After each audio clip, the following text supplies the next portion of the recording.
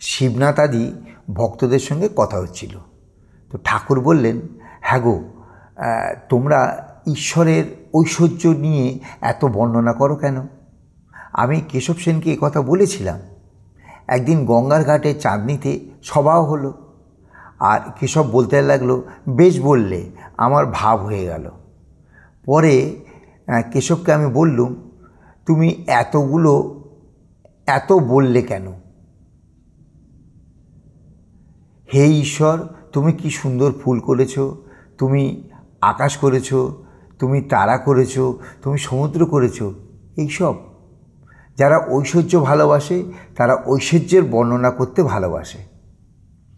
যখন রাধাকান্তের গয়না চুরি গেল, সেজবাবু, মথুরবাবু রাধাকান্তকে বলতে লাগলো, ছি ঠাকুর, তুমি তোমার নিজের গয়না রক্ষা করতে পারলে না।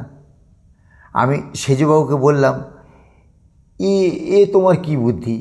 স্বয়ং লক্ষ্মী যার দাসী পদসেবা করেন, তার কি ঐশ্বর্যের অভাব? এ গয়না তোমার পক্ষেই ভারী জিনিস, কিন্তু ঈশ্বরের পক্ষে কতগুলো মাটির ডেলা। ছি, এমন হীন বুদ্ধির কথা বলতে নেই গো। কি ঐশ্বর্য তুমি তাকে দিতে পারো? তাই বলি, যাকে নিয়ে আনন্দ হয় তাকেই লোকে চায়। তার বাড়ি কোথায়, কখানা বাড়ি, কটা বাগান, কত ধন, কতজন দাস দাসী, এইসব খবরে কাজ কি?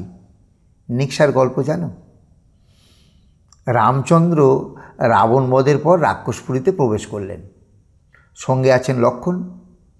হঠাৎ তার চোখে পড়ল নিক্সা দৌড়ে পালিয়ে যাচ্ছেন। মনে হলো যেন প্রাণ ভয়ে পালাচ্ছে। লক্ষ্মণ বললেন, রাম, এ কি বলুন তো? এই নিক্সা এত বৃদ্ধ হয়েছে, কত পুত্র শোক পেয়েছে, তার এখন এত প্রাণের ভয় কেন? সে ছুটে পালাচ্ছে কেন? রামচন্দ্র নিক্সাকে ডাকলেন, তাকে অভয় দিয়ে সম্মুখে আসতে বললেন। তারপর তাকে আড়ালে জিজ্ঞাসা করলেন, তুমি প্রাণ ভয়ে পালাচ্ছ কেন? নিক্সা বললেন, রাম, প্রাণ ভয়ে নয়, তবে শোনো, এতদিন বেঁচে আছি বলে তোমার এত লীলা দেখতে পেলাম, তাই আবারও বাঁচবার স্বাদ আছে। তোমার আরও কত লীলা দেখব।